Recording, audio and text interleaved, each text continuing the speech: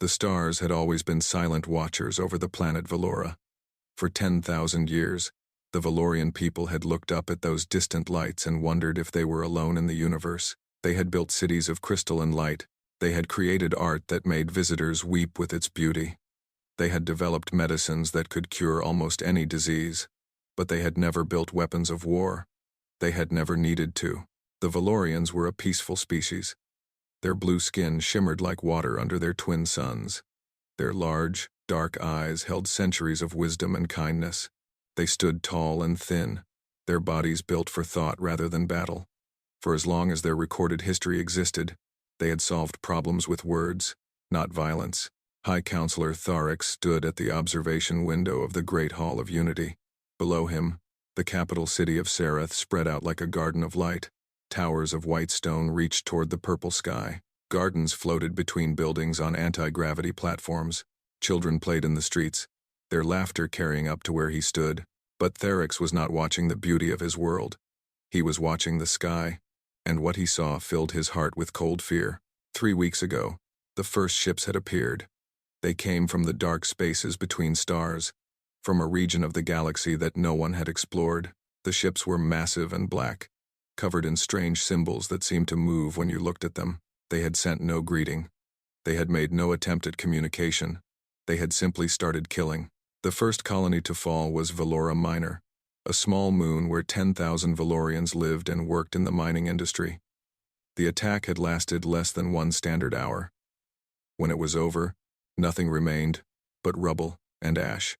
No survivors, no explanations, just death. Tharix remembered the moment he had received the news. He had fallen to his knees and wept. In all of Valorian history, they had never experienced such violence. They had no context for it. They had no way to understand why anyone would do such a thing. The council had gathered immediately. 40 of the wisest Valorians from across their system had come together to discuss what should be done. Some argued for negotiation.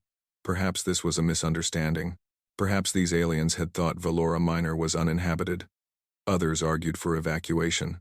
They could flee to the outer reaches of their system and hide until the threat passed. But then the second attack came, and the third. Within 2 weeks, 11 Valorian settlements had been destroyed. Over 2 million of their people were dead. And still, the enemy said nothing. Still, they made no demands. They simply killed and moved on to the next target. It was Elder Somira who had suggested reaching out to the humans. Tharix remembered how the room had fallen silent at her words. Humans. Everyone in the galaxy knew about humans. They had burst onto the galactic stage only 300 years ago, which was barely a heartbeat in cosmic terms. But in that short time, they had made themselves impossible to ignore. Humans were strange creatures. They were soft and weak compared to most species. They had no natural weapons, no armor, no venom. They could not see in the dark like the Crethians.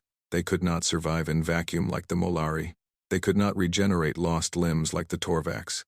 By all logic, they should have been prey, not predators. But humans had something that no other species possessed in quite the same way. They had fire in their souls. They had a drive, a hunger, a relentless need to push forward that bordered on madness. When they encountered a problem, they did not accept it. They did not adapt to it. They destroyed it and built something better in its place. The Valorians had first encountered humans 50 years ago, when a human exploration vessel had stumbled upon their system. The meeting had been peaceful. The humans had been curious and friendly, eager to learn about Valorian culture and share their own. Trade agreements had been signed. Cultural exchanges had been established. Everything had seemed wonderful. But Tharix had heard the stories that came later. Stories about what humans did when their friends were threatened. Stories about wars that had shaken entire sectors of the galaxy. Stories about human soldiers who would fight to the last breath, who would walk into certain death without hesitation, who would burn worlds to protect those they called family. The Valorians had never asked for human military protection. They had not needed it. They had signed trade agreements for food and medicine and technology, nothing more. But now, as their world burned around them, they had no other choice. The message had been sent 3 days ago. It was a simple plea for help. They had explained their situation, described the enemy that was destroying them, and asked if humanity could provide assistance. They had specifically requested medical supplies, evacuation ships, and perhaps some defensive technology that could help them protect their remaining settlements. They had not asked for soldiers. The Valorians still believed, even now, that violence was not the answer. They hoped that if they could evacuate enough of their people, they could negotiate with this enemy. They could find out what they wanted. They could reach some kind of understanding. Therix watched another explosion bloom on the horizon. Another settlement gone. Another 100,000 of his people dead. He closed his eyes and prayed to gods he was not sure existed that the humans would respond soon. Far across the galaxy, in a star system that burned bright with the light of industry, Admiral Victoria Chen stood before a wall of holographic displays.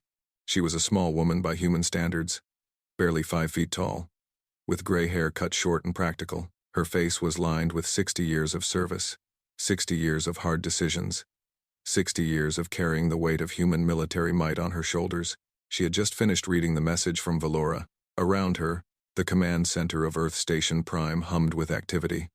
Officers moved between stations, monitoring the 1,000 different operations that kept humanity's military machine running. Ships were being built.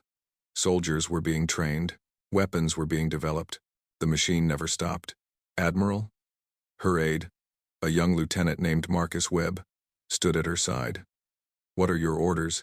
Victoria did not answer immediately. She read the message again, her eyes moving slowly over each word. The Valorians were asking for medical supplies. They were asking for evacuation ships. They were asking for defensive technology. They were not asking for what they actually needed.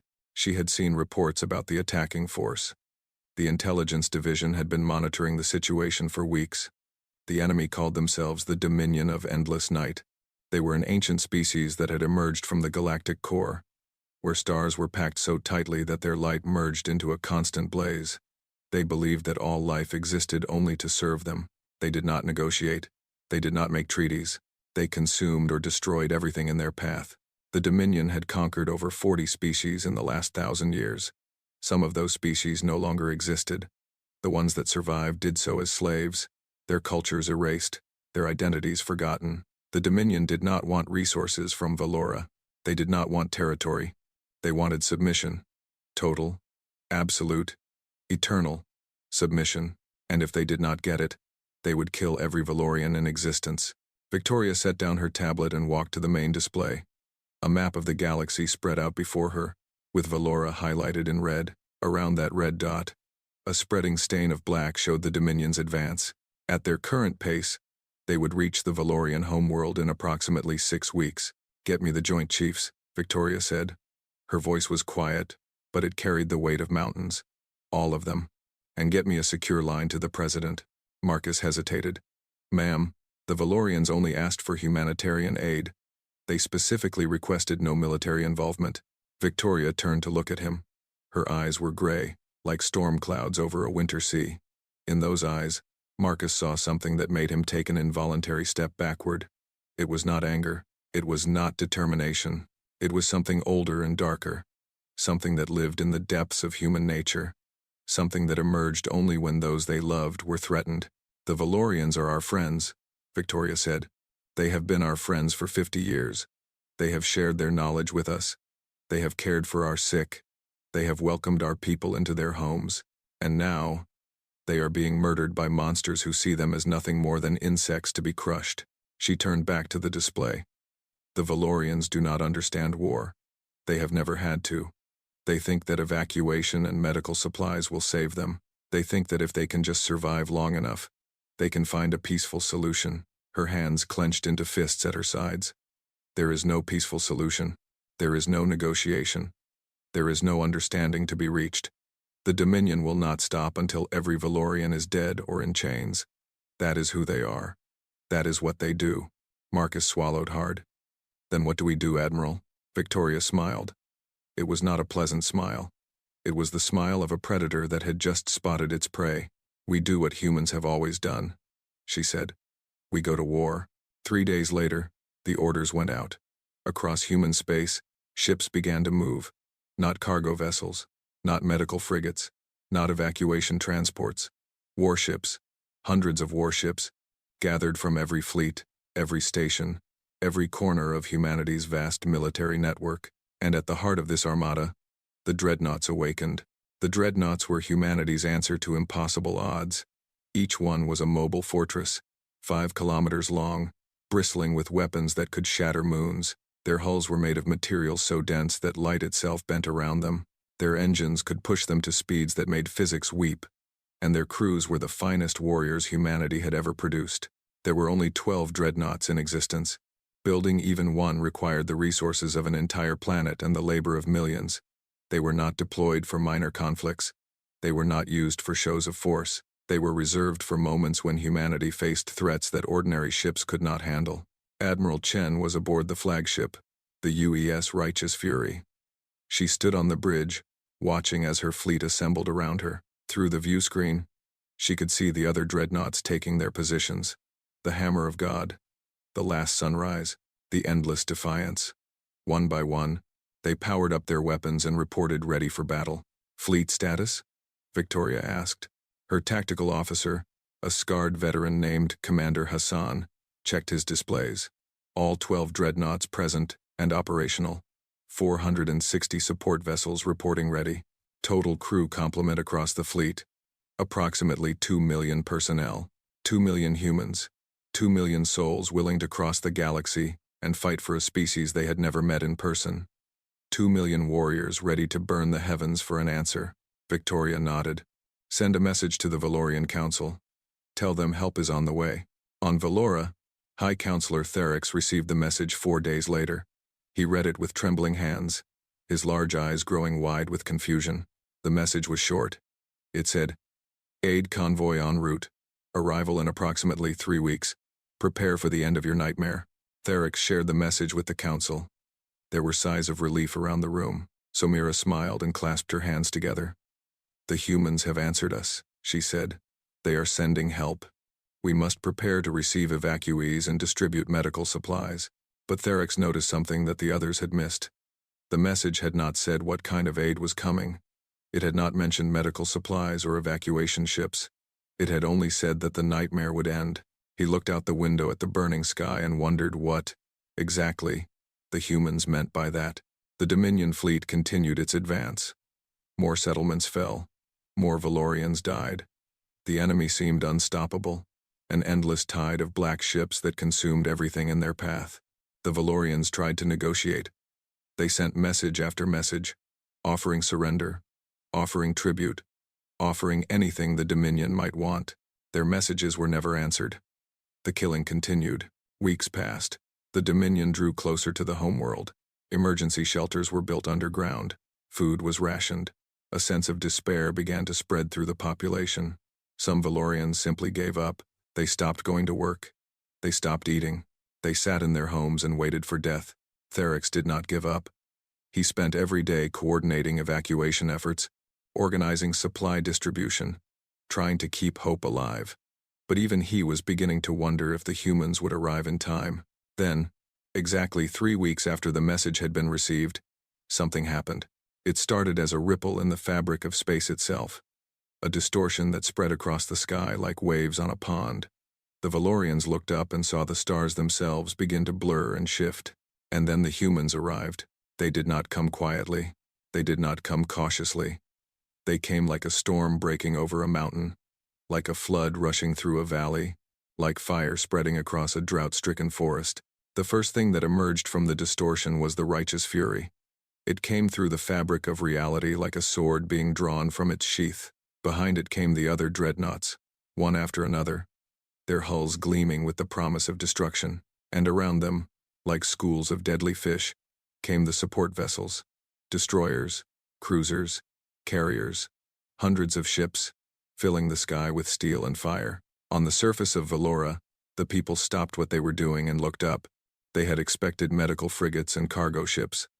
They had expected gentle vessels full of supplies and smiling human doctors. What they saw was the largest war fleet ever assembled in their region of space. Admiral Chen appeared on every screen across the planet. Her face was calm, almost serene, but her eyes held the fire of 1,000 suns. "People of Valora," she said, "we have received your call for help. We are here to answer it." She paused, and her smile became something that made even the gentle Valorians shiver. "But we did not bring medicine or evacuation ships. We brought something better. The transmission shifted to show the fleet arrayed behind her. Weapons powered and ready. We brought an end. High Counselor Theric stood frozen before the observation window, his blue skin pale with shock. Around him, the other council members had fallen silent. No one moved, no one spoke. They simply stared at the sky. Where the impossible had become real, the human fleet filled the heavens like a constellation of death. Ships of every size and shape moved through the void, their lights blinking in patterns that seemed almost deliberate. And at the center of it all, the Dreadnoughts waited like sleeping giants, their massive forms blocking out the stars behind them. "This is not what we asked for," Elder Somira whispered. Her voice was barely audible. "We asked for medicine. We asked for evacuation ships. We asked for help. This is not help. This is war." Theric said nothing. He could not find the words. In all his years as a leader, he had never seen anything like this. The Valorians had always believed that violence was the failure of civilization. They had taught their children that words could solve any problem, that understanding could bridge any gap, that peace was always possible if you were willing to work for it. But the humans had not brought words. They had brought fire. A communication request appeared on his personal device. The identifier marked it as coming from the flagship of the human fleet, the UES Righteous Fury. Theric accepted the request with shaking hands. Admiral Victoria Chen appeared on the screen. She was sitting in what appeared to be a command chair, surrounded by displays showing tactical information. Her gray eyes looked directly into the camera, directly into Theric's soul. "High Counselor," she said. Her voice was calm and professional. "I apologize for the dramatic entrance.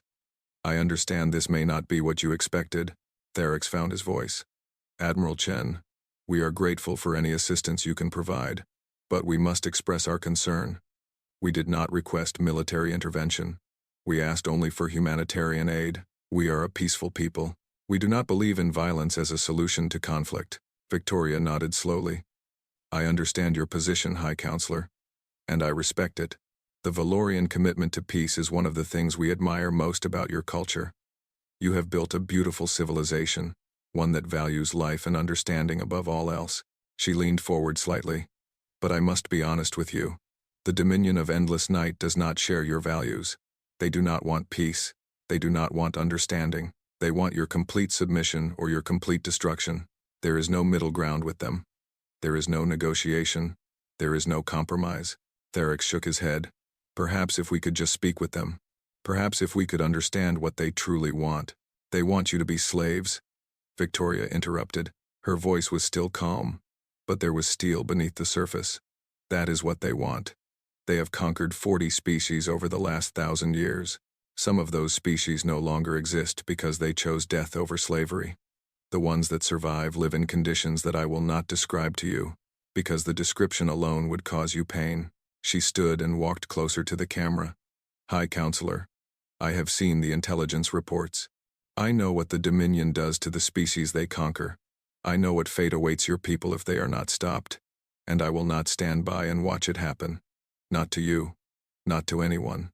Theric felt tears forming in his large eyes. "But we are a peaceful people. We have no army. We have no weapons.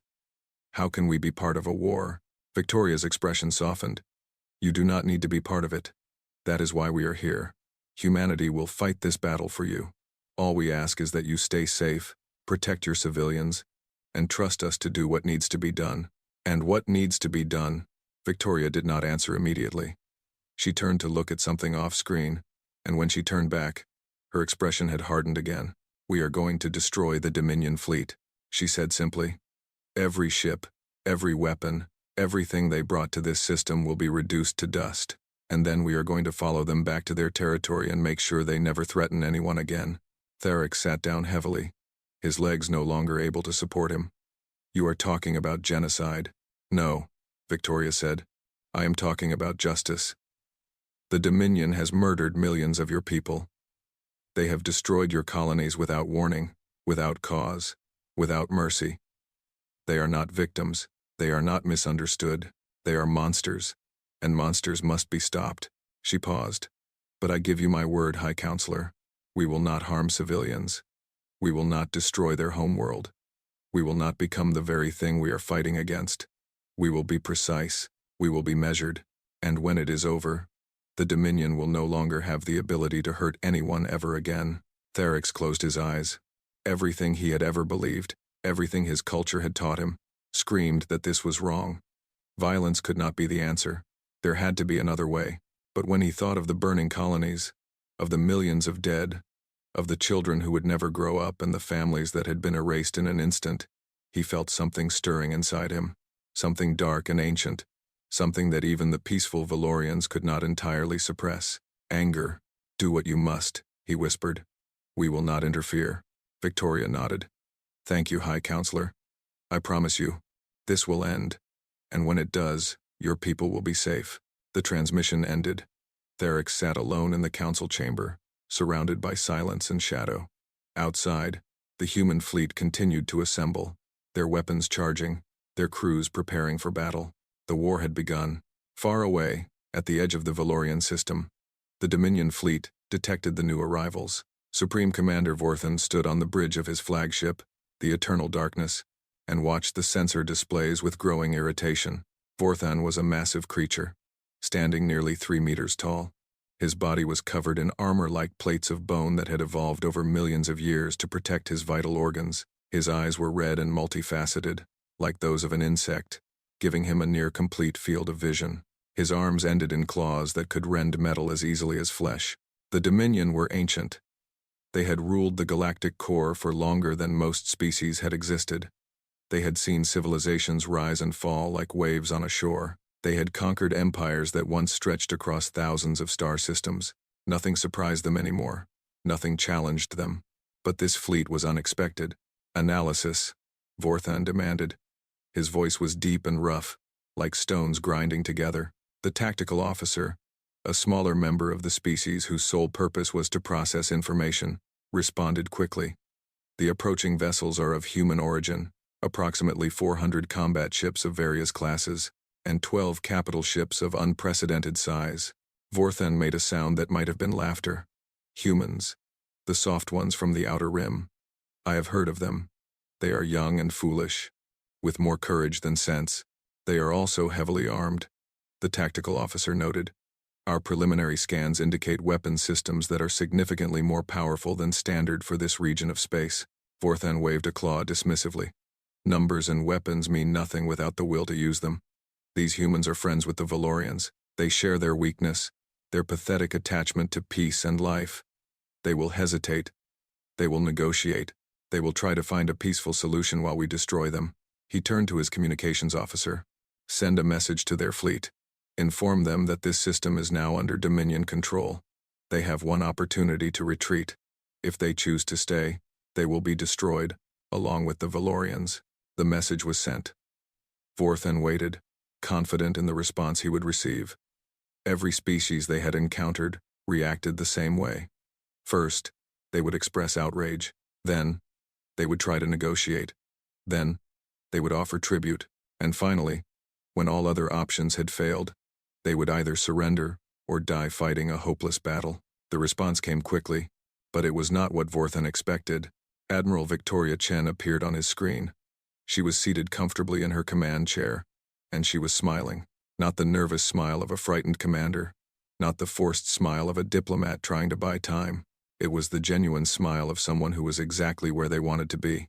Supreme Commander Vorthan, she said, thank you for your message. I appreciate you taking the time to communicate before the battle begins. It gives me an opportunity to make a few things clear. Vorthan leaned forward. This was not how conversations with inferior species usually went. You have received our terms. You have one chance to flee. Take it. Victoria's smile widened. With respect, Supreme Commander, I must decline your generous offer. We came a very long way to be here, and it would be rude to leave before we've finished our business. Your business, Vorthan repeated. And what exactly is your business here, human? To kill you, Victoria said simply. You and every ship in your fleet. You have murdered millions of innocent Valorians. You have destroyed their homes, their cities, their families. You have brought nothing but death and suffering to a people who never did you any harm. She stood up from her chair and walked toward the camera. I am here to make sure you never do it again. Not to the Valorians, Not to anyone. Vorthan felt a flicker of something he had not experienced in centuries. Uncertainty. This human showed no fear. She did not negotiate. She did not try to buy time. She simply stated her intention to destroy him as if it were the most natural thing in the universe. "You are brave," he admitted. "But bravery alone will not save you. The Dominion has conquered 40 species. We have destroyed civilizations that were ancient when your people were still crawling in the mud. What makes you think you can defeat us?" Victoria nodded, as if she had been expecting this question. "You are right that you have conquered many species. You are right that you have destroyed many civilizations, but you have never fought humans before." She paused. "You have studied us, I am sure. You know our history. You know about our wars, our conflicts, our endless capacity for violence. But reports and statistics cannot capture what we truly are. They cannot explain why. For all our weakness, we have never been conquered. They cannot explain why every empire that has tried to break us has instead been broken." Vorthan waited, curious despite himself. "It is because we do not know how to give up," Victoria continued. "Other species, when faced with impossible odds, accept their fate. They surrender. They adapt. They survive as best they can. But humans are different. When we are pushed to the wall, when everything seems lost, when the darkness closes in around us, something inside us catches fire." Her eyes seemed to glow with an inner light. "We do not accept defeat. We do not bow to tyrants. We do not go quietly into the night. We fight. We rage. We burn everything around us if we have to, including ourselves, because dying on our feet is infinitely preferable to living on our knees." She smiled again, and this time there was no warmth in it. "You have awakened that fire, Supreme Commander. You have threatened our friends. You have killed innocents under our protection. And now, you will learn what happens when humanity goes to war." The transmission ended. Vorthan stood motionless for a long moment, processing what he had just witnessed. Then he turned to his fleet command and gave the order to attack. The Dominion fleet moved like a wave of darkness across the void. 300 ships, battle-hardened veterans of 1,000 conquests, surged forward toward the human position. They were confident. They were experienced. They knew exactly how to break an enemy. The human fleet did not move to meet them. The ships simply waited, their weapons charged, their shields active. The Dreadnoughts floated at the center of the formation, like mountains in a sea of steel. Commander Hassan, the tactical officer aboard the Righteous Fury, watched the approaching enemy with professional interest. "They are coming in a standard attack formation," he reported. "Cruisers in the front, capital ships in the center, support vessels protecting the flanks. They expect us to meet them head-on." Victoria nodded. "They expect us to fight like the species they have conquered before. Defensive, cautious, trying to minimize losses. What are we going to do instead?" Victoria turned to look at him. "We are going to show them what happens when you make humans angry." She raised her hand and spoke clearly into the fleet communication system. "All Dreadnoughts, this is Admiral Chen. Execute maneuver Burning Sky. I repeat, Burning Sky." Across the fleet, captains and crew who had trained for years for this moment sprang into action. The Dreadnoughts began to move, their massive engines flaring with power that turned the space around them into a sea of light. They did not form a defensive line. They did not prepare to absorb the enemy assault. They charged. The Dreadnought Hammer of God led the way, its weapon systems activating in a sequence that lit up the void like a new sun being born. Beam weapons that could cut through planets sliced through the darkness. Missiles that carried warheads capable of cracking moons streaked toward the enemy formation. Kinetic rounds accelerated to fractions of light speed tore through the vacuum like the fists of an angry god. The first line of Dominion cruisers never knew what hit them. One moment they were advancing confidently toward their prey. The next, they were expanding clouds of debris and plasma, their crews dead before they could even understand what was happening. Vorthan watched in disbelief as his forward fleet evaporated. "Impossible," he whispered. "This is impossible." But it was not impossible. It was simply human. The Dreadnoughts crashed into the Dominion formation like hammers striking glass. They did not fight with precision or caution. They fought with the fury of a species that had been pushed too far, that had seen too much death, that had finally found an enemy worthy of their rage. The Endless Defiance targeted a Dominion battleship 3 times its size and simply drove straight through it, its reinforced hull crumpling the enemy vessel like paper. The last sunrise unleashed a barrage of nuclear fire that turned a squadron of enemy destroyers into a brief second sun. The righteous fury methodically destroyed everything in its path, its weapons never stopping, its shields shrugging off attacks that would have vaporized lesser ships, and still the human fleet advanced. On the surface of Valora, the people watched the battle unfold in the night sky. Flashes of light bloomed like flowers in the darkness. Ships died in bursts of fire that outshone the stars, and through it all, the human dreadnoughts carved a path of destruction through the enemy fleet. High Counselor Therix stood at his observation window, tears streaming down his face. He had never wanted this. He had never asked for blood and death to be spilled in his people's name, but as he watched the humans fight, as he saw them throw themselves into battle without hesitation, without fear, without any thought for their own safety, he understood something he had never understood before. This was love, not the gentle, peaceful love that Valorians expressed through art and kindness. This was a fierce, burning love that would stop at nothing to protect what it cherished. The humans were not fighting because they wanted to. They were not fighting because they enjoyed violence. They were fighting because they could not stand by and watch innocent people die. They were fighting because they cared. Somewhere deep inside Therix, in a place he had never acknowledged before, something shifted. He still believed in peace. He still believed that violence was a failure.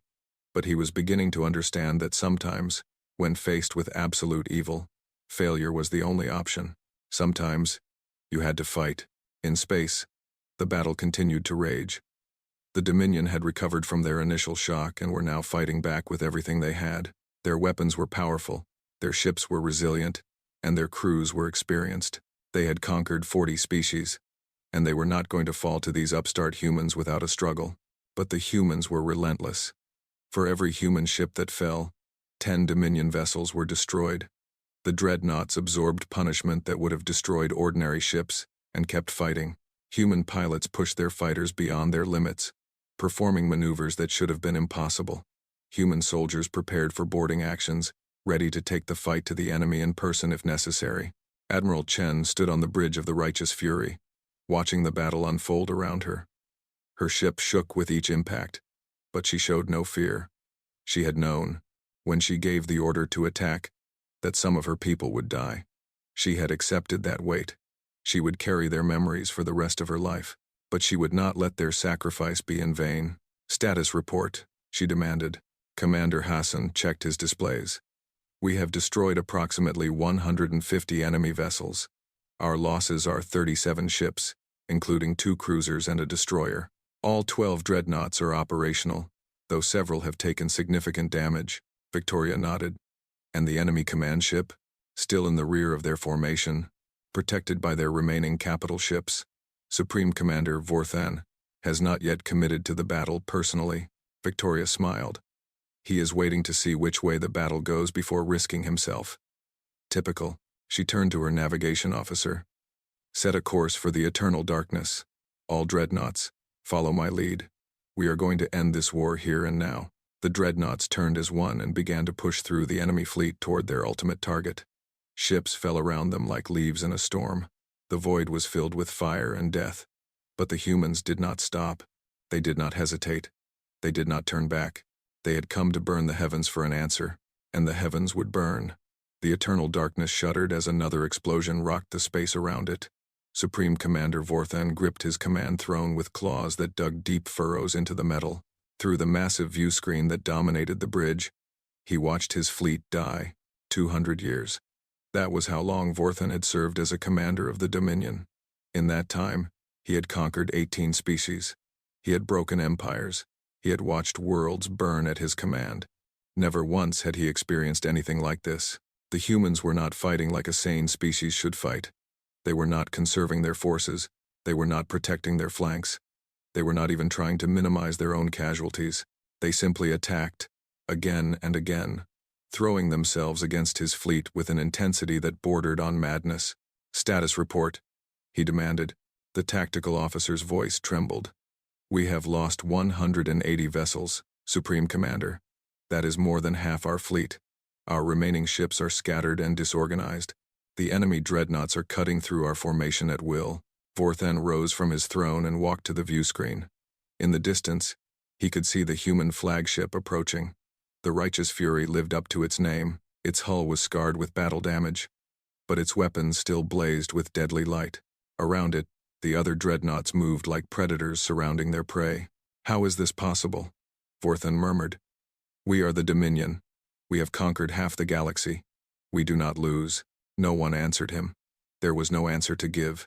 Aboard the Righteous Fury, Admiral Victoria Chen allowed herself a moment of grim satisfaction. The battle was going well. Better than well, in fact. The Dominion fleet was in disarray, their ships scattered and demoralized. Victory was within reach, but it had come at a cost. She looked at the casualty reports scrolling across her personal display. 42 ships lost.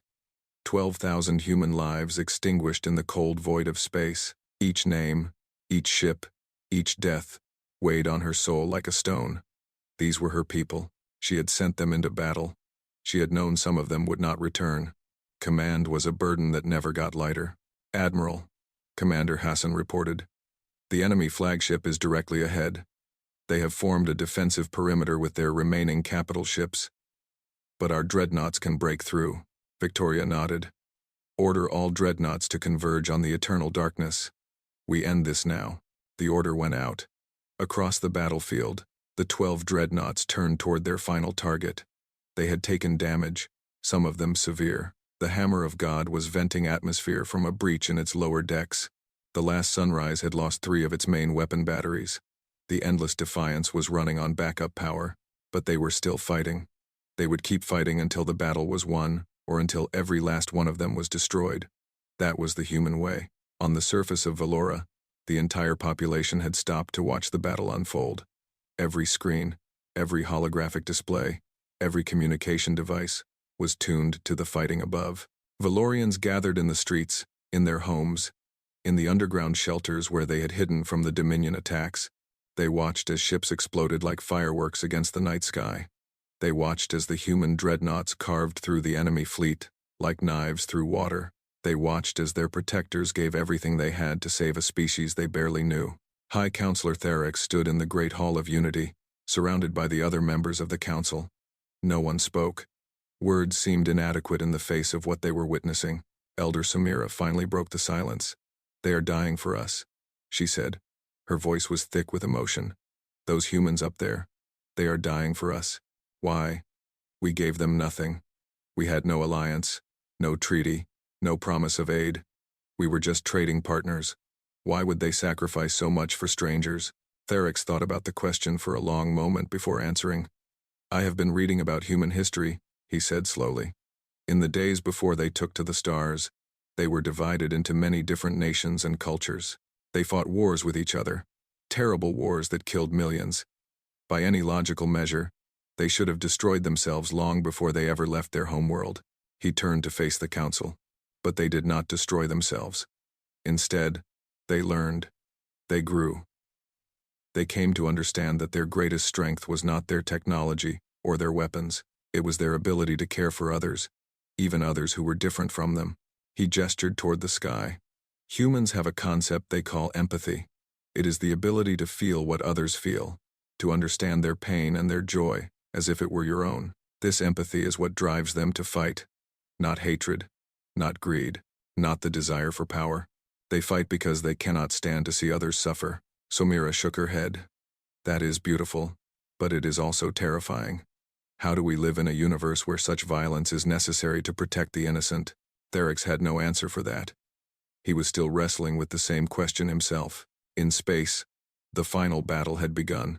The eternal darkness was surrounded by the last remnants of the Dominion fleet. 20 capital ships, each one a veteran of countless battles, had formed a protective ring around their flagship. They knew they were fighting for their lives. They knew that if the human dreadnoughts reached Supreme Commander Vorthan, the war would be over. Admiral Chen studied the enemy formation with calculating eyes. The Dominion commanders were not fools. They had positioned their ships to provide overlapping fields of fire, making any approach costly. Even the dreadnoughts would take significant damage trying to break through.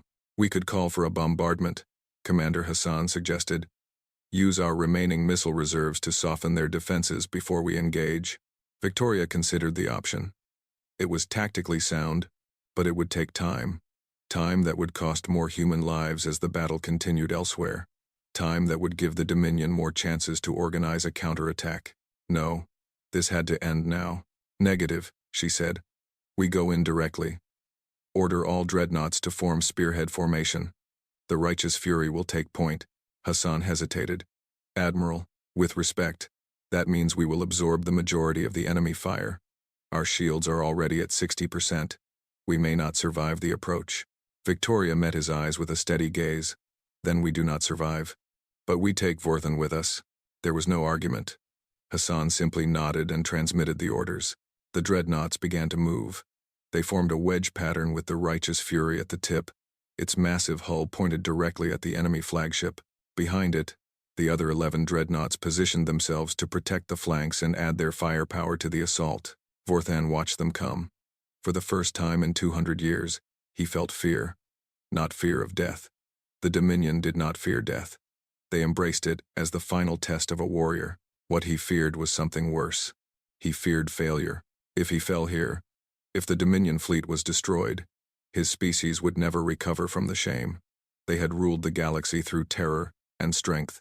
Once that strength was shown to be breakable, once their enemies learned that they could be defeated, the entire edifice of Dominion power would crumble. All ships, he broadcast to his remaining fleet. Concentrate fire on the lead vessel. Destroy it at all costs. The others will scatter if their flagship falls. It was a reasonable assumption. Most species would break and run if their leader was killed. But Vorthan was about to learn that humans were not most species. The Dominion ships opened fire. Beams of destructive energy lanced toward the righteous fury. Missiles streaked across the void. Kinetic rounds hammered against the dreadnoughts' shields. The shields held. For a moment. Then another. The dreadnoughts' engineers worked frantically, redirecting power, reinforcing weak points, doing everything in their power to keep the ship alive. Victoria stood at the center of the bridge, unmoving as the ship shook around her. Officers shouted status reports. Warning alarms blared. Somewhere in the lower decks, a secondary explosion sent a tremor through the entire vessel. Shield strength at 40%, Hassan reported. 35. 30. Victoria did not respond. Her eyes were fixed on the enemy flagship, growing larger in the view screen with every passing second. 25%. 20. Admiral, we need to fire everything, Victoria said quietly. The righteous fury unleashed its full arsenal. Every weapon on the ship, every missile tube, every beam projector, every kinetic launcher fired at once. The amount of destructive energy that left the dreadnought's hull in that single moment was enough to crack a small moon. The Dominion capital ships in the Fury's path simply ceased to exist. They did not explode in a dramatic fashion. They did not have time to take evasive action. One moment they were there, and the next, they were clouds of subatomic particles spreading through the void. The other dreadnoughts followed suit, each one choosing a target and eliminating it with overwhelming force. The Hammer of God crushed a battleship between two converging shots from its main guns. The last sunrise lived up to its name by converting an enemy cruiser into a brief star. The Endless Defiance rammed straight through a destroyer, its reinforced hull barely noticing the impact. In less than 3 minutes, the protective ring around the eternal darkness had been shattered. Only the flagship remained, floating alone in a sea of debris. Vorthan stared at the destruction around him. His entire fleet, the pride of the Dominion, reduced to scrap metal and corpses. It was impossible. It was unthinkable. And yet, it had happened.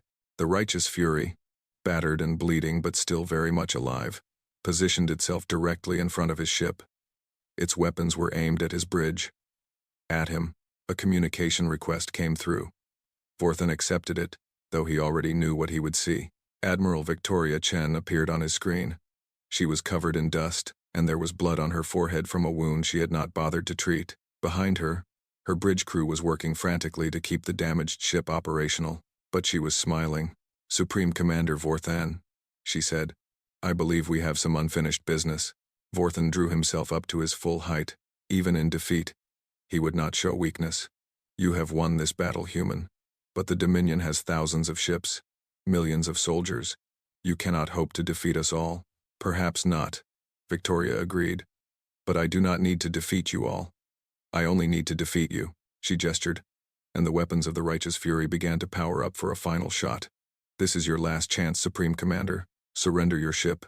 Order your remaining forces to stand down. Submit to human justice for the crimes you have committed against the Valorians. Vorthan laughed. It was a harsh, bitter sound. Surrender? You want me to surrender? Do you have any idea what the Dominion does to commanders who surrender? Death would be a mercy compared to what my masters would inflict upon me. Victoria's expression did not change. Then you have a choice. Die here, as a war criminal who murdered millions of innocents, or die trying to fight your way free. Either way, you will not leave this system alive. Vorthan considered his options. There were no good ones. His ship was damaged but still functional. His weapons were online. He could try to fight his way past the human fleet, but the odds were nearly impossible. Or he could accept defeat and face whatever punishment the humans chose to inflict. Neither option appealed to him. So he chose a third path. There is another possibility, he said slowly. A duel. Single combat between champions. If your warrior defeats mine, I will surrender unconditionally. If mine defeats yours, you will withdraw your fleet and allow me to leave. Victoria raised an eyebrow. You want to settle this with a personal fight? It is an ancient tradition among my people. A way to resolve conflicts without further bloodshed. Surely, with your species' famous love of combat, you cannot refuse such a challenge. Victoria was silent for a long moment. Around her, her crew exchanged uncertain glances. This was not standard procedure. This was not how modern wars were supposed to be fought. But Victoria was not thinking about procedure.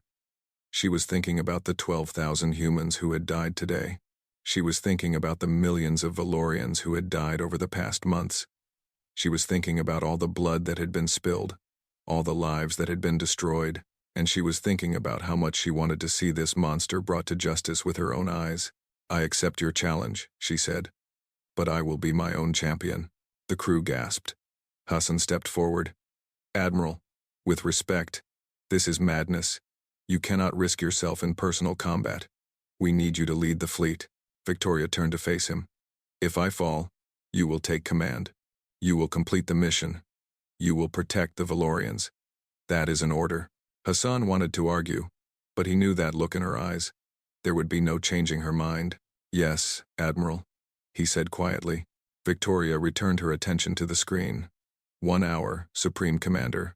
My shuttle will dock with your ship. We will settle this face to face. Vorthan's multifaceted eyes glittered with anticipation. I look forward to it, human.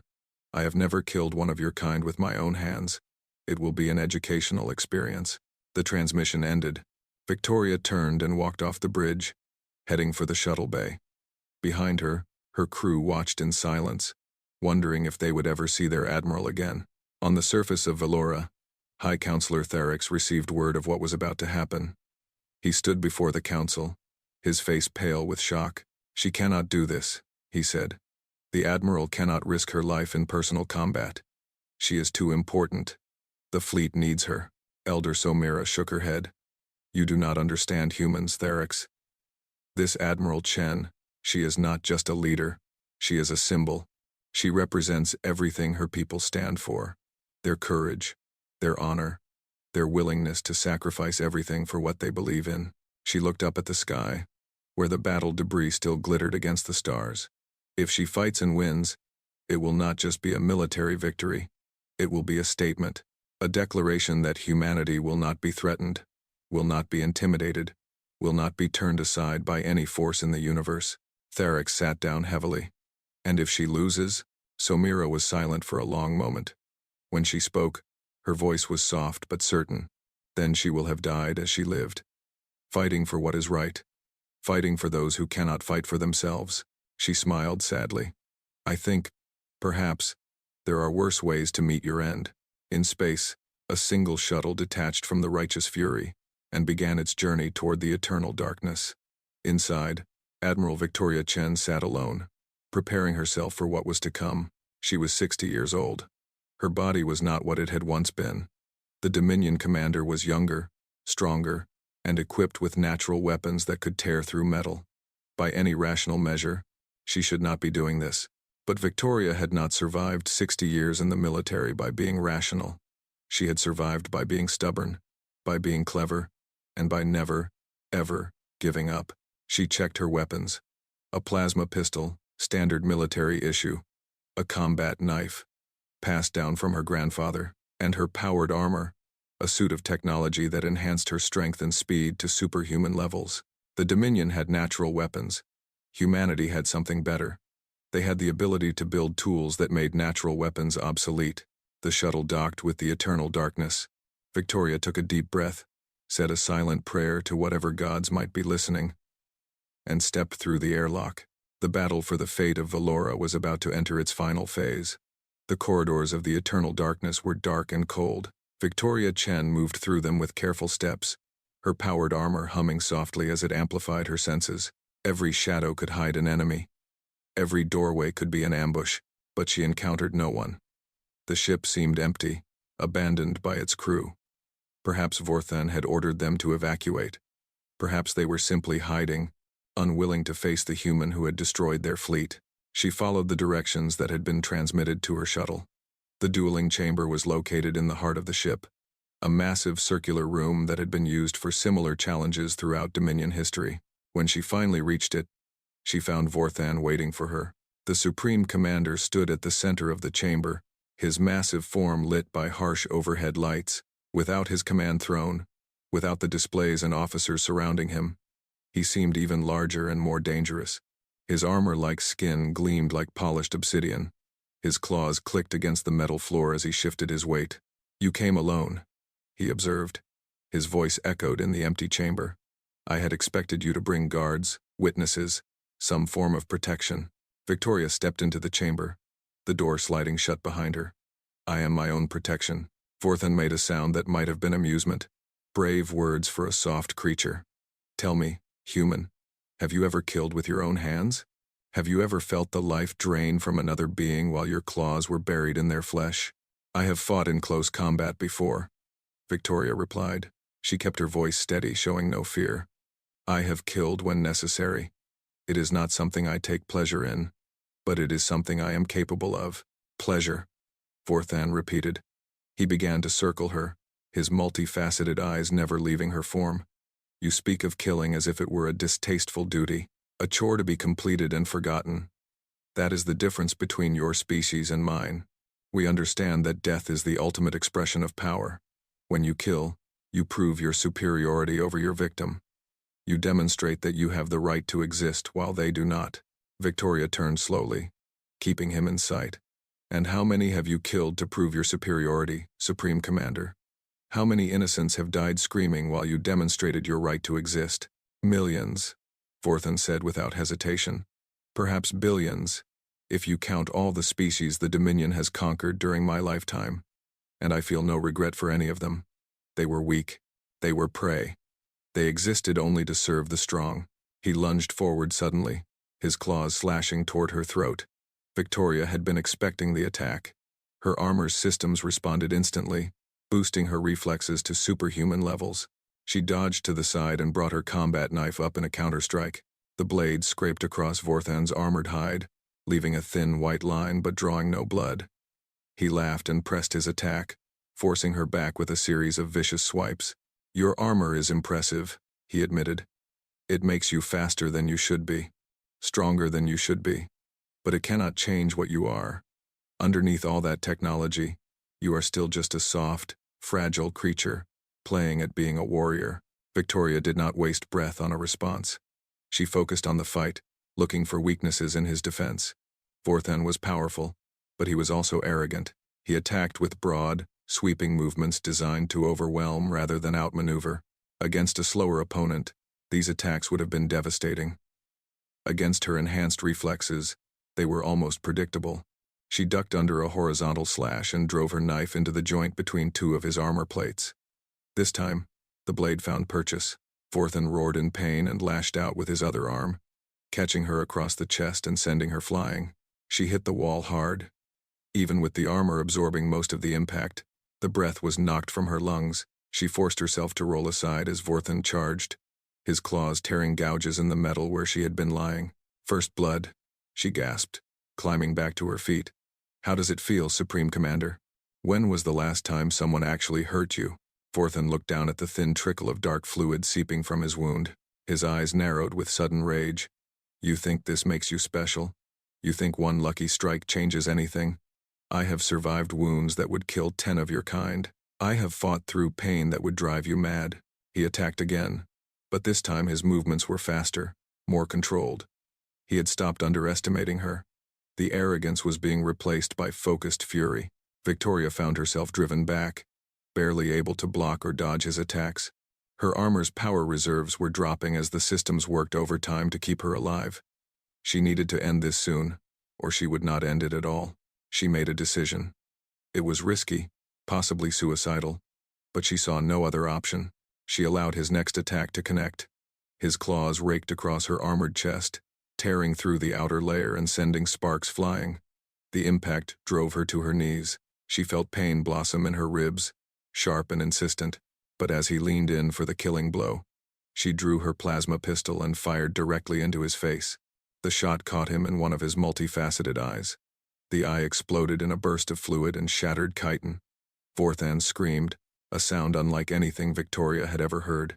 It was the scream of a creature that had never known true pain. Suddenly experiencing it for the first time, he stumbled backward, claws pressed to his ruined eye. Victoria did not hesitate.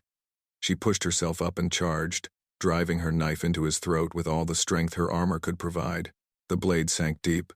Dark blood fountained out, splashing across her visor. Vorthan tried to speak, but only a wet gurgling sound came out. His massive body swayed for a moment, then collapsed to the floor like a falling tree. Victoria stood over him, breathing hard. Her ribs burned with every breath. Her armor was damaged, systems flickering in and out. But she was alive, and he was dying. This, she said quietly, is for the Valorians. For every innocent life you took, for every family you destroyed, for every child who will never know what happened to their parents. Vorthan's remaining eye focused on her. For a moment, she thought she saw something there. Fear, perhaps, or regret, or simply the cold realization that everything he had believed about strength and power was wrong. Then the light faded from his eye, and Supreme Commander Vorthan of the Dominion was dead. Victoria activated her communication system. Her voice was rough, tired, but strong. This is Admiral Chen. Vorthan is down. I repeat, Vorthan is down. All Dominion forces are to surrender immediately or be destroyed. For a long moment, there was only silence. Then, one by one, the remaining Dominion ships began transmitting surrender signals. Their weapons powered down. Their shields dropped. The war was over. Aboard the Righteous Fury, Commander Hassan received the news with a mixture of relief and disbelief. She did it, he breathed. The Admiral actually did it. Around him, the bridge crew erupted in cheers. Officers who had maintained discipline throughout the battle finally allowed themselves to celebrate. They had won. They had protected the Valorians. They had destroyed a fleet that had conquered 40 species. They had proven, once again, that humanity would not be defeated. On the surface of Valora, the news spread like wildfire. In the streets of Sereth, Valorians who had been hiding emerged to look up at the sky. They saw the Dominion ships floating motionless, their weapons dark and silent. They saw the human dreadnoughts moving among them, accepting surrenders and securing prisoners. They saw that they were safe. High Counselor Therix stood before the window of the Great Hall, watching the sunrise. The twin suns of Valora painted the sky in shades of gold and pink, just as they had done for 10,000 years. But for the first time in months, he watched them with hope rather than fear. The humans had come. The humans had fought. The humans had won. And now, everything was going to change. A communication request came through. Therix accepted it, and Admiral Victoria Chen appeared on his screen. She looked exhausted. There were bandages visible on her forehead and neck, and she moved stiffly, suggesting injuries that had not yet fully healed. But her gray eyes still held that strange fire that Therix had come to associate with humanity. High Counselor, she said, I wanted to inform you personally that the Dominion threat has been neutralized. Supreme Commander Vorthan is dead, and his remaining forces have surrendered. Therix bowed his head. Admiral Chen, I do not have words sufficient to express my gratitude. You have saved my people. You have saved our entire civilization. We can never repay this debt. Victoria shook her head. There is no debt. You are our friends. When friends are in trouble, you help them. It is that simple. But so many of your people died. 12,000 humans gave their lives for a species they had never even met.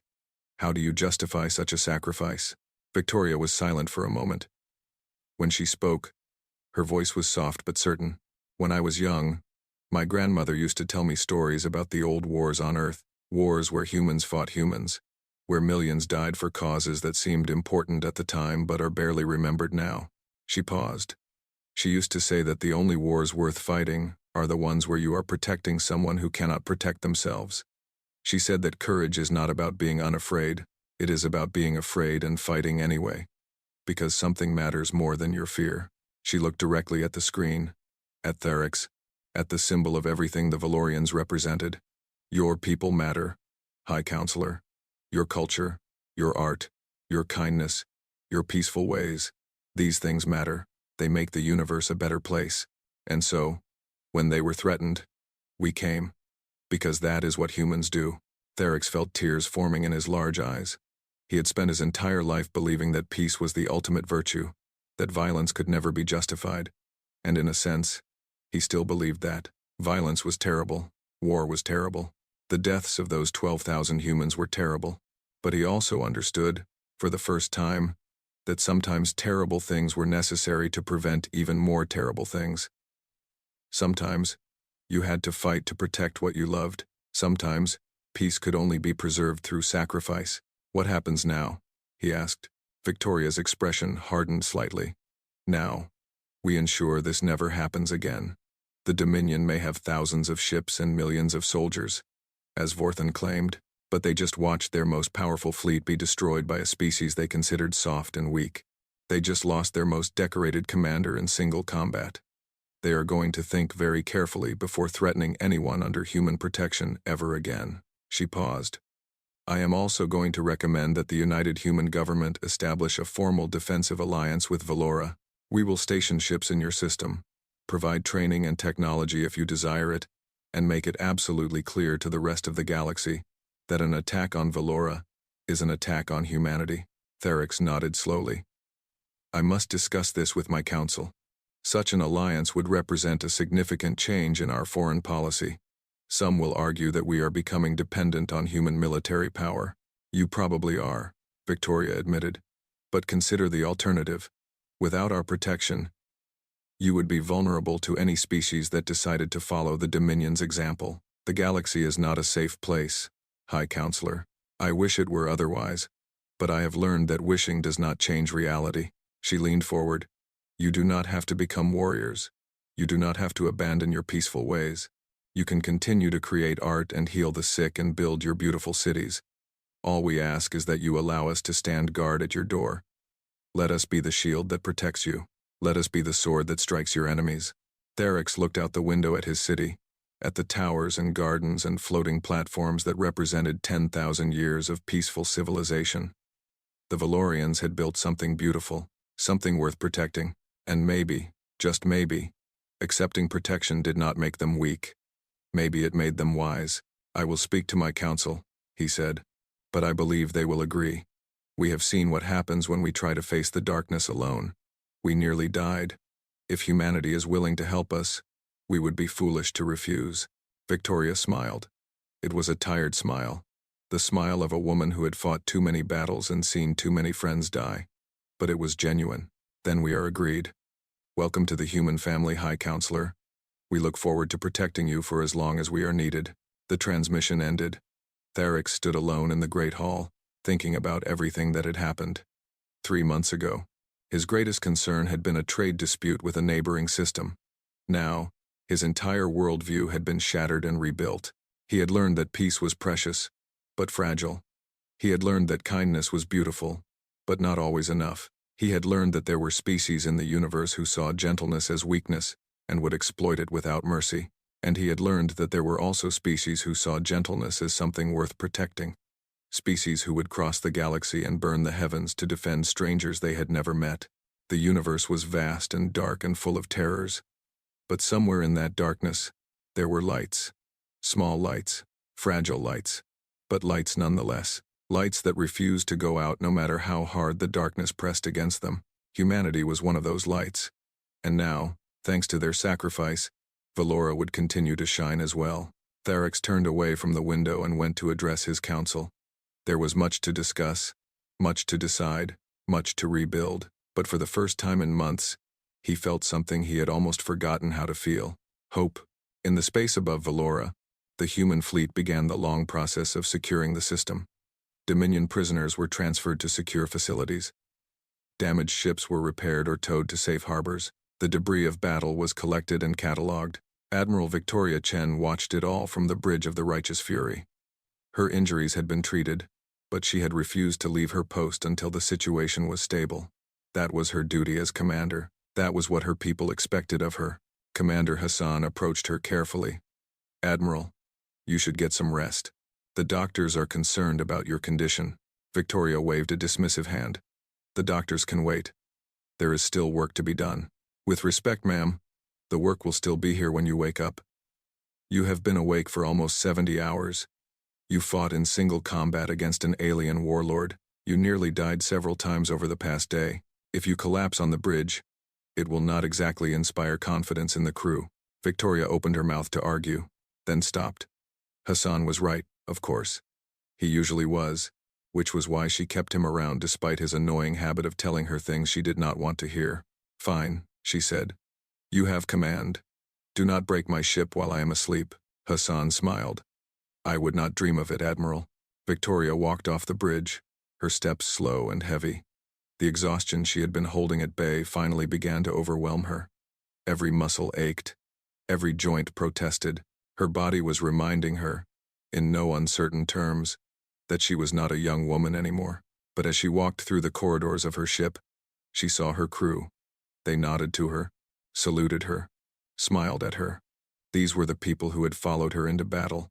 These were the people who had trusted her to lead them against impossible odds. 12,000 of their brothers and sisters had died today. That weight would never leave her. She would carry their names, their faces, their memories until the day she died. But the ones who survived would go home. They would see their families again. They would tell stories about the Battle of Valora for the rest of their lives, and they would do it because Victoria had led them to victory. That was what it meant to be a leader. That was what it meant to be human. She reached her quarters and collapsed onto her bed without bothering to remove her uniform.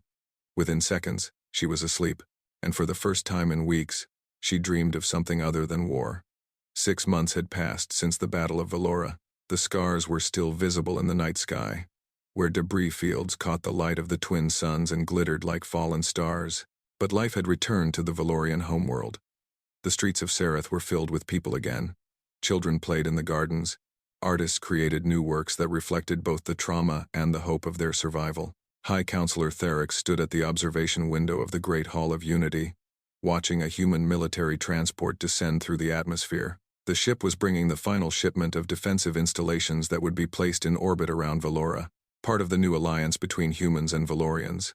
It still felt strange to him, having weapons in his sky. The Valorians had never needed such things before. They had believed that their peaceful nature would protect them, that no species would want to harm those who posed no threat. They had been wrong, and that wrongness had cost them dearly. Footsteps approached behind him. Theryx turned to find Elder Somira walking toward him, her blue skin showing the signs of age and recent stress. She had lost 3 grandchildren in the attacks on the outer colonies. The grief had changed her, deepened her, made her wisdom sharper and more urgent. "The human ambassador has arrived," she said. "She is waiting in the reception chamber." Theryx nodded. "I will see her shortly. There is something I must do first." He walked to a small altar that had been set up in the corner of the Great Hall. On it stood a holographic display showing the faces of every Valorian who had died during the Dominion attacks. 2,300,000 souls. The display cycled through them continuously, ensuring that none were forgotten. Theryx bowed his head and spoke the words of remembrance that Valorians had used for 10,000 years. It was a promise to those who had passed that their lives had mattered, that they would be remembered, that the living would carry forward the values they had cherished. When he finished, he turned and walked toward the reception chamber. Ambassador Sarah Mitchell was waiting for him there. Sarah was a tall woman with dark skin and gray hair pulled back in a practical style. She had been chosen for this position specifically because of her experience in post-conflict diplomacy. She had helped rebuild civilizations torn apart by war. She knew how to help the wounded heal. "High Counselor," she said, bowing her head in respect.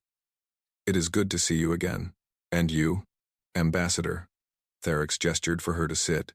"I understand you have news from the Dominion territories." Sarah's expression became serious. "Indeed. Our intelligence services have been monitoring the situation closely. The defeat at Valora has had significant effects on Dominion politics." She activated a holographic display that showed a map of the galaxy. The areas controlled by the Dominion were highlighted in red. Supreme Commander Vorthan was not just a military leader. He was a symbol of Dominion invincibility. His death, especially in single combat with a human, has shaken their entire power structure. She pointed to several locations on the map. 3 of the species they had conquered have risen in rebellion. 2 more are on the verge of open revolt. The Dominion is being forced to redirect resources from expansion to internal control. Theryx studied the map. "Will they try to attack us again? To regain their lost honor?" Sarah shook her head. "We do not believe so. The Dominion operates on a simple principle. Attack the weak, avoid the strong. Before Valora, they considered humanity weak. Now they know better.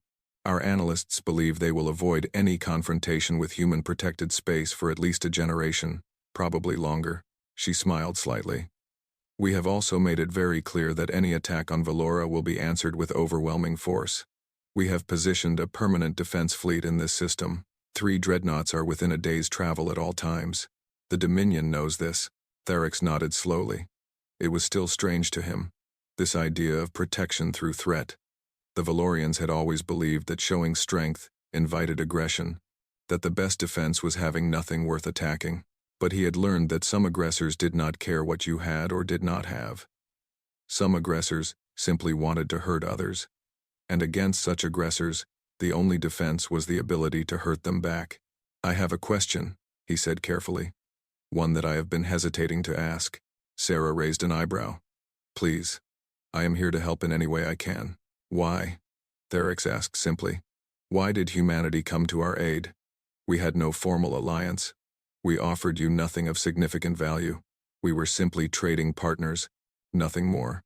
Yet you sent your greatest fleet, your most powerful ships, your finest warriors. 12,000 of your people died to protect us.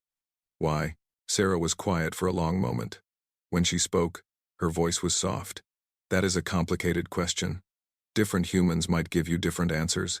She stood and walked to the window, looking out at the Valorian sky. "Some would say it was strategic. The Dominion was a threat to the entire region. By stopping them at Valora, we prevented them from growing stronger and eventually threatening human space." She turned to face him. "Others would say it was about honor. The Valorians had been our friends for 50 years. You had treated our people with kindness and respect. To abandon you in your hour of need would have been a betrayal of everything we claimed to stand for." She paused. "But I think the truest answer is simpler than either of those. We came because we could not stand to watch innocent people die. Because somewhere deep in the human soul, there is something that refuses to accept cruelty and injustice. Because when we see monsters hurting the helpless, we feel a burning need to stop them, regardless of the cost." Theryx absorbed her words. "Your species is very strange, Ambassador. You are capable of terrible violence, yet you use it to protect strangers. You are willing to die for causes that offer you no personal benefit. You defy logic at every turn." Sarah laughed softly. "You are not wrong. We often confuse ourselves as much as we confuse others, but I have come to believe that our strangeness is our greatest strength. We do not think like other species. We do not calculate costs and benefits in the same way. We simply see what is right and try to do it, even when the odds are against us." She returned to her seat. "I have studied many species in my career. Some are older than humanity. Some are more technologically advanced. Some are physically stronger.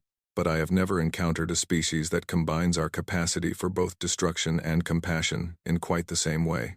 It is a dangerous combination," Theryx observed. "Yes," Sarah agreed, "but also a powerful one. Our enemies learn that we will fight to the death if pushed. Our friends learn that we will protect them at any cost. Both lessons are valuable." The conversation was interrupted by a communication from Theryx's aide. High Counselor, Admiral Chen's shuttle has just arrived in orbit. She is requesting permission to transport down. Therex felt a surge of emotion. Admiral Chen had returned to human space after the battle to report to her superiors and attend to the 1,000 administrative tasks that followed any military action. But she had promised to return for the memorial ceremony that was to be held today. Grant her permission, Therex said, and inform the council that the ceremony will begin in 1 hour. Sarah smiled. She insisted on coming, you know. Her doctors wanted her to rest, but she said she owed it to the fallen. Both human and Valorian. She is an extraordinary woman, Therex said. She is a human, Sarah replied. Which means she is both extraordinary and ordinary at the same time. That is another thing that makes us strange. 1 hour later, the memorial garden was filled with mourners. The garden had been created in the months since the battle. A peaceful space where Valorians could come to remember the dead. Human architects had helped design it, incorporating elements from both cultures. Crystal trees stood beside human oak saplings. Valorian meditation pools reflected the light of human holographic memorial stones. Admiral Victoria Chen walked slowly through the garden, her human military uniform a stark contrast to the flowing robes of the Valorians around her. She was not wearing her powered armor today. She was not carrying weapons. She was simply a woman come to pay her respects. Beside her walked High Counselor Therex. They said nothing as they moved through the garden, past the trees and pools and stones. They did not need words. Some grief was too deep for language. They stopped before a great wall of crystal that had been erected at the center of the garden. On its surface, names were carved in light. Valorian names, human names, all mixed together, all equal in death, as they had been equal in the cause they died for. 12,000 humans, 2,300,000 Valorians. Each name a life.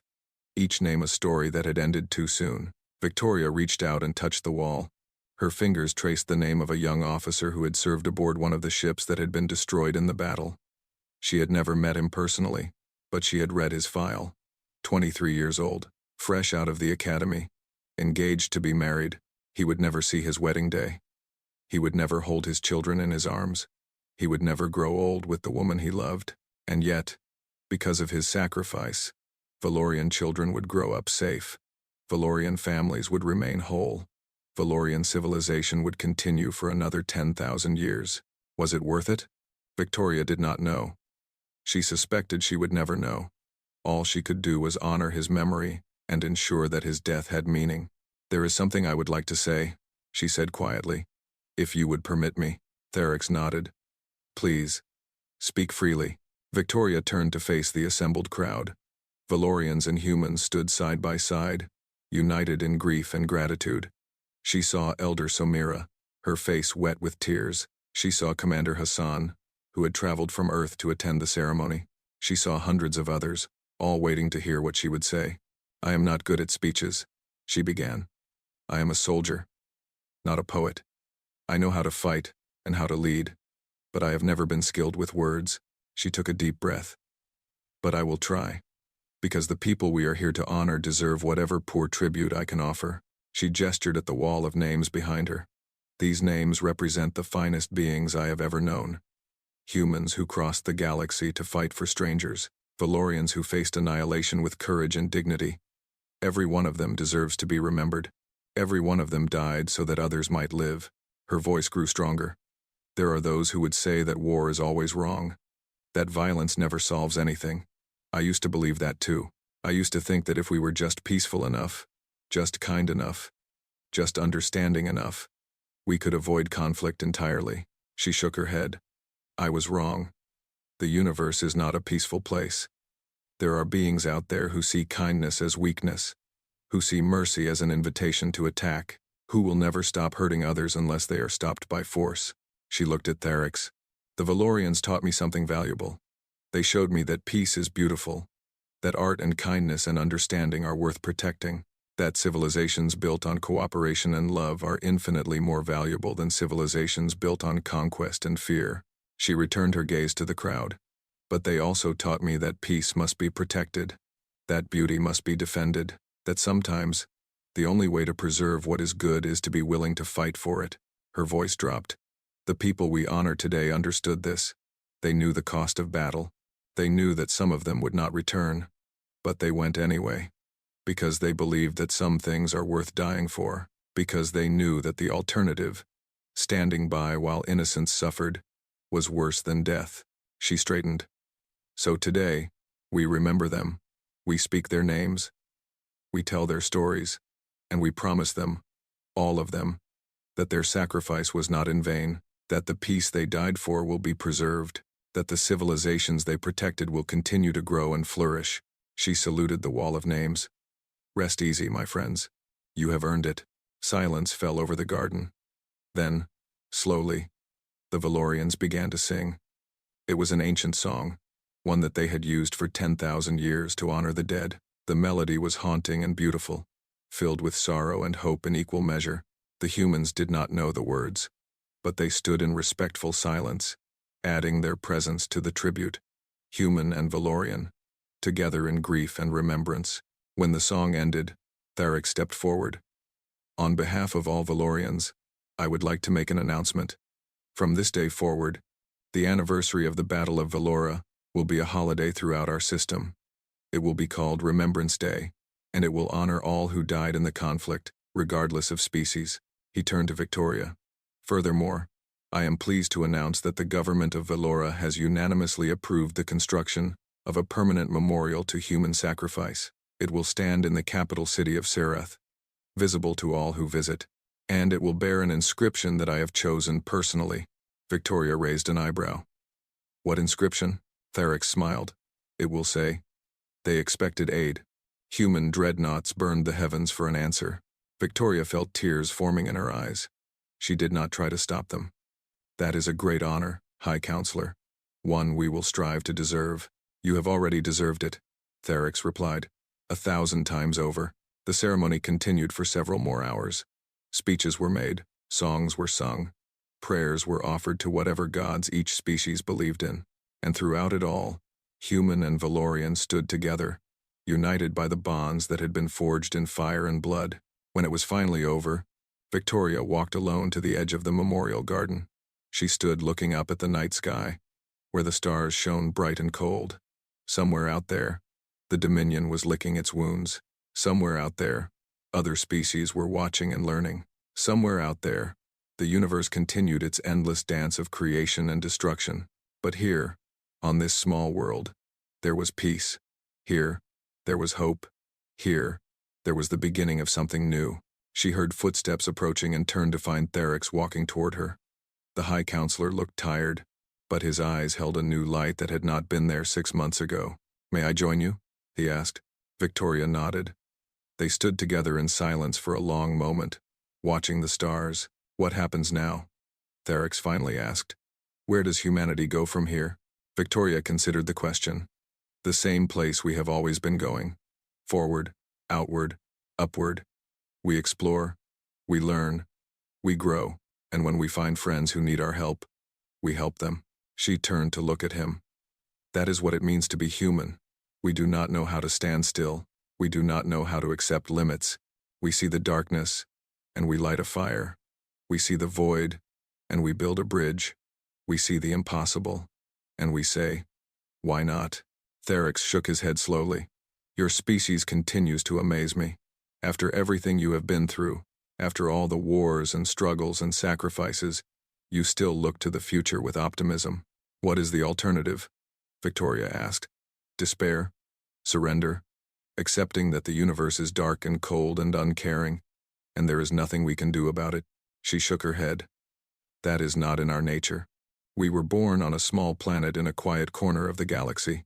We had no natural weapons, no armor, no obvious advantages over the dangers around us. By all logic, we should have died out millions of years ago." Her eyes gleamed. "But we did not die. We survived. We adapted. We overcame every obstacle in our path. And when we finally reached the stars, we brought that same determination with us." She looked up at the sky. "The universe may be vast and dark and full of terrors, but it is also full of wonders, full of beauty, full of species like yours, who create art and kindness and love in the face of endless void. That is worth protecting. That is worth fighting for. That is worth dying for." Tharic followed her gaze. "Do you ever wonder if it will end? if humanity will eventually grow tired of fighting, if you will become like the other old species, content to fade away in peace. Victoria smiled. Perhaps someday we will become tired. Perhaps someday we will decide that we have done enough, that we have earned our rest. But not today. Today, there are still battles to fight, still friends to protect, still darkness to push back. She turned to face him fully. And as long as that is true, humanity will keep fighting, because that is who we are. That is what we do. We burn, we rage, we never give up. She extended her hand. So, High Counselor, ready to face the future together? Therix looked at her hand for a moment. In that simple gesture, he saw everything that humanity represented. Strength, determination, hope, and above all, the willingness to reach out to others, to form bonds, to build bridges across the darkness. He took her hand and shook it firmly. Together, he said. Above them, the stars continued their ancient dance.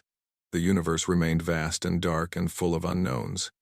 But in the memorial garden of Valora, two species stood united, two cultures that had found common ground in tragedy, two peoples who had learned that they were stronger together than apart. The Valorians had expected aid, the humans had brought an answer, and in doing so, they had changed the galaxy forever.